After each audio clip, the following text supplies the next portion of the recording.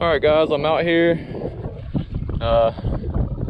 Guess my battery was dead and I didn't realize it. Sun's not even up yet. I just landed this beautiful redfish. I'm talking, it didn't even hit the water. Hadn't even started reeling. She was on it, man. I started reeling to start the retrieve, and man, it just like started peel and drag. I was like, oh lordy, she's there. All right. Question is, dang, I done hooked her right through the tongue. Do I tag her? I don't know, man. I'm really torn up about the fact that that shark ate the last one, and I'm in the same spot as the last one. I've already seen sharks. Oh man, what do I do? Like, my conscience says don't tag this fish, so I'm not. We will get a measure on her though. It's about 23, 24.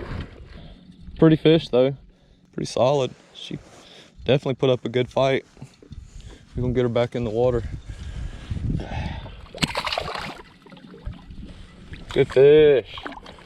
Well, good morning, marsh rats. Let's see if we can do that again.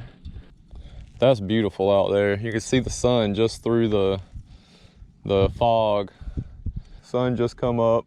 Just put the first fish on the boat. Fishing the Ned with a new color I've been throwing. It's kind of a chartreuse with black flake.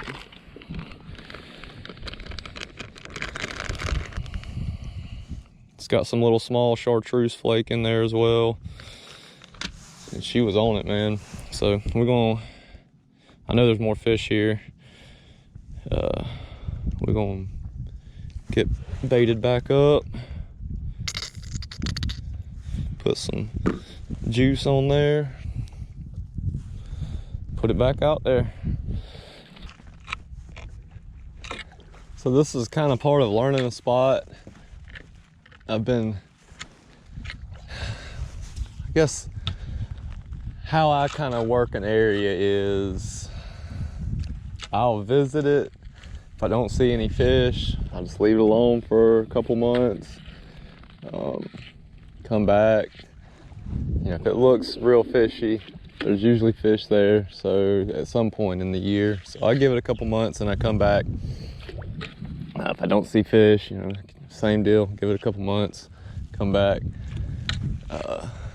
If I see fish there, or I catch a couple of fish, I'll keep coming back.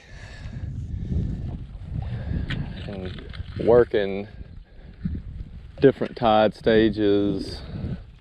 You know, if I caught the fish in the middle of the tide, I'll come back a little earlier or come back right at that same time and then fish through a little later. Because these fish will move with the tide level. So this spot, there's a little cove. First time I seen these redfish, there's a little cove up behind this grass that goes up to like a dead shell bank. And I had pulled up to that shell bank to just get off the boat for a little bit, and spooked a couple redfish out of that little cove. It's like, all right, so high tide, they're tucked up in these little, behind these little grass pockets. Mid tide, you know, I'd say as the tide's kind of coming down out of the grass, they're starting to work the grass lines. So then as it's falling a little lower, you see how these shells kind of have a plateau and then they drop off to a little bit deeper ledge. Well, they're gonna find these ledges and they're gonna run up and down these ledges, but they're gonna hang out in the pockets of these shell banks.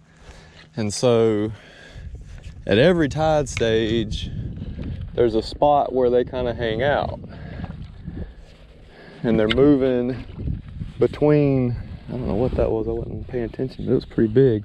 They're moving between these spots, and so you can kind of connect the dots, figure out where they're traveling, where they hang out, all of that. Right now, I've kind of got them figured out to about mid-tide. We're about an hour and a half from low tide now, and they're gone. So they've moved to some other holding area. There's a ditch that runs through here just off the flat. Do they fall off in that little ditch? Probably. They want to flounder.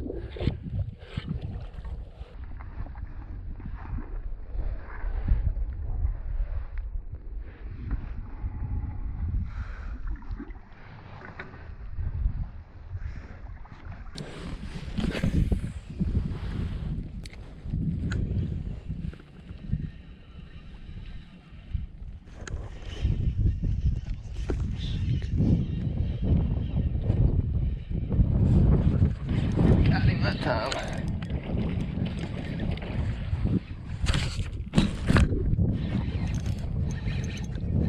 Good trout. Yeah.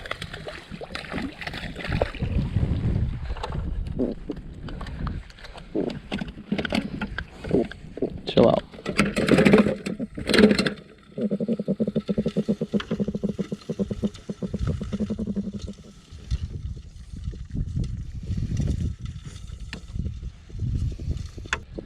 He's legal. Go free, buddy. Go free.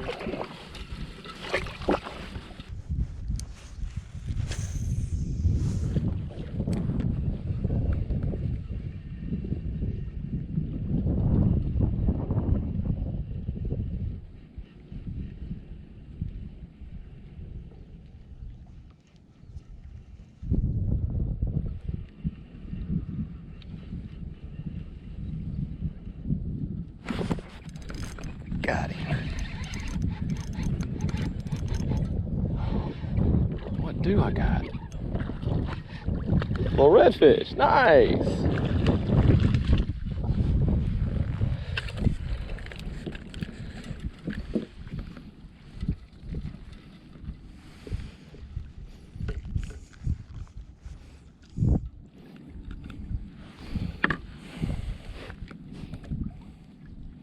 Won't be long, he'll be probably on somebody's dinner plate, unfortunately. He's getting close to legal.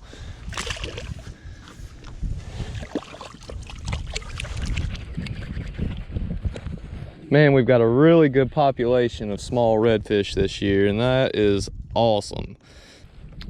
So clearly, like, I fish different than most people. Most people are in a boat, they'd be sitting right out there throwing up here at the bank. I like to get close to the bank so I can pitch down the bank. And you got to ease in because you don't want to spook a bunch of fish. I mean, you don't want to pull up right on the fish. So you, oh, something nice. Oh, something nice.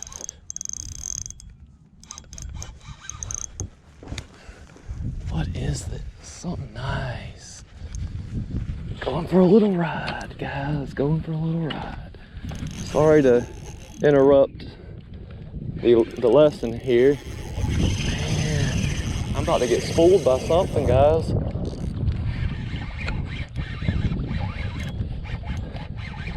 It's staying down, so I don't think it's gaining on her now. Big redfish, I bet you.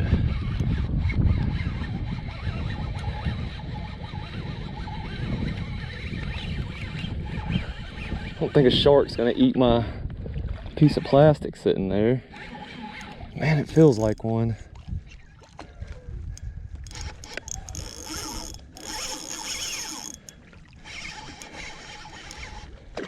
No, nice redfish. Beautiful redfish. Yeah, baby.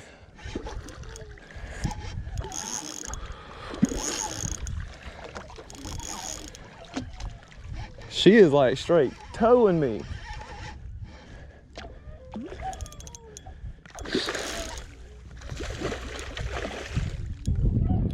All All right, girl, don't get out here in the big water. You're gonna get eaten.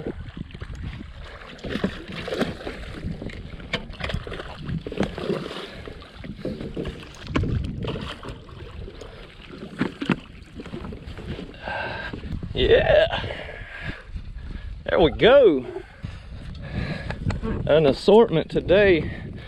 Little ones, big ones, medium ones. I don't know what else to say. Good fish. Got a little ride out of her. I'm gonna go set back up. That seems to be the spot at the low tide. So as I was saying earlier, you know, you got to come and hit it at all stages of the tide and move around, try to figure out where they like to hang. I was telling you there's a little channel here. Well, that channel runs close to that point in that creek mouth. So that was the combo structure, close to deep water. They're running that and eating. I'm gonna put this big girl back in the water so she can breathe and get set back up.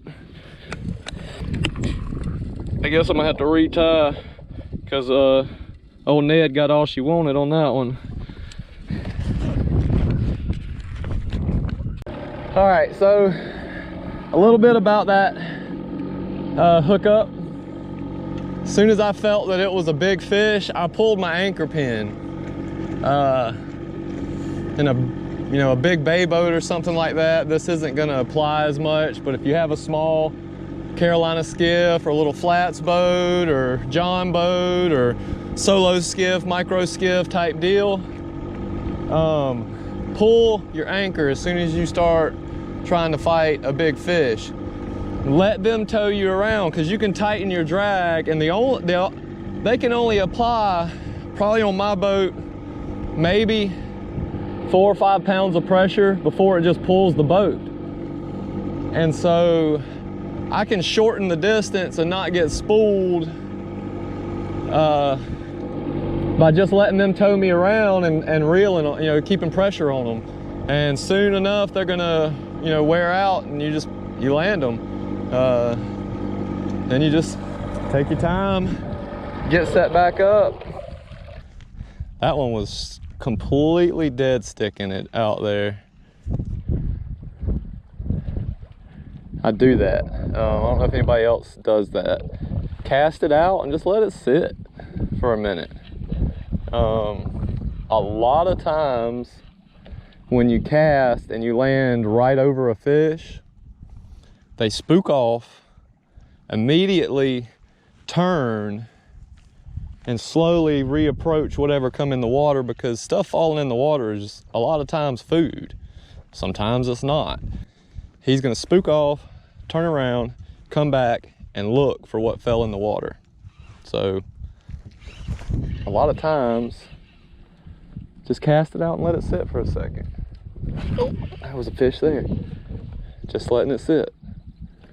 Ned, that's the beauty of the Ned, man.